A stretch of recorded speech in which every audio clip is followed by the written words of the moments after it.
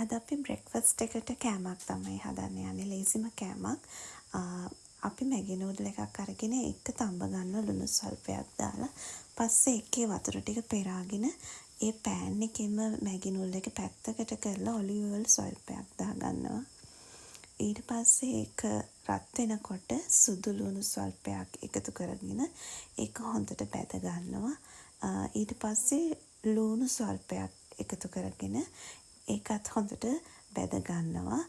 මේ අතර චුට්ටක් බලන්න මැගි නූඩල් එක අඩිය අල්ලන්න පුළුවන්. ඒ නිසා ඒක හොඳට බැදගෙන එනකොට අපි මේකට එකතු කරනවා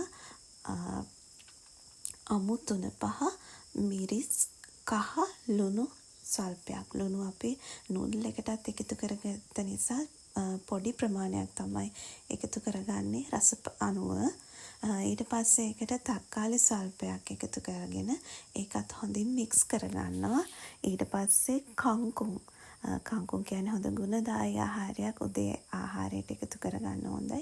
හැබැයි අපි ඒක වැඩි වෙලාවක් බැද ගන්න නැහැ. මොකද කළු පාට වෙන්න බලනවා කංකුම් හොඳටම පැදෙනකොට. ඊට පස්සේ මේ මික්ස්චර් එකට අපි හොඳටම නූඩල් එක මික්ස් කරගන්නවා. ඒක මික්ස් වෙනකොට හොඳ සුවඳකුත් එනවා. බලමු රස කොහොමද කියලා. මේ විදිහට හොඳටම මික්ස් කරගන්නවා. මේකේ ඔක්කොම තියෙන පෝෂණ ගුණයෙන් පිරි දේවල් දැම්මේ අපි. මොකද අපි මේක උදේ ආහාරයට තමයි එකතු කරගන්නේ. උදේ ආහාරයට පෝෂ්‍ය පදාර්ථ පිරි හොඳම මැගි නූඩල් එකක් හදන්නේ කොහොමද කියලා තමයි අද කියලා දෙන්නේ.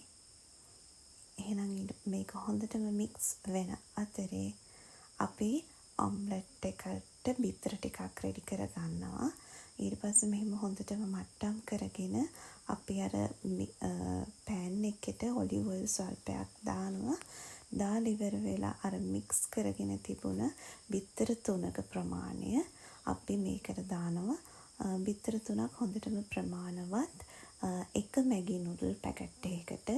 ඊට පස්සේ අපි ගෑරපුවක් ආධාරයෙන් මේක නූඩල්ස් වල ඇතුළට එනකම් පොඩ්ඩක් බීට් කරගන්නවා. ඊට පස්සේ අපි ඔම්ලට් එක වගේ හොඳටම මේ වුණාට පස්සේ මම නම් මෙතන දෙකට නවාගත්ත මට ටේස්ටියට බලමු කොහොමද රස කියලා. ඇත්තටම ගොඩාක්ම රහයි. ඔයාලත් හදලා බලන්න.